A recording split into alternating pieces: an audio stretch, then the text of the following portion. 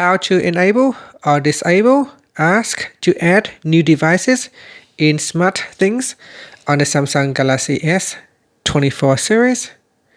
First, tap on the home button to return back to the home screen. Now on the home screen, swipe down at the top, then tap on the settings icon.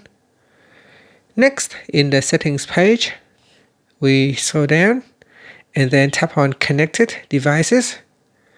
Then scroll down and tap on SmartThings.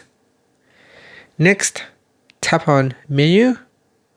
Then tap on the settings icon at the top. Now scroll down and then tap on Ask to add new devices. Tap on the toggle button to turn it off or switch it on. Tap on the left hand side panel to view more information.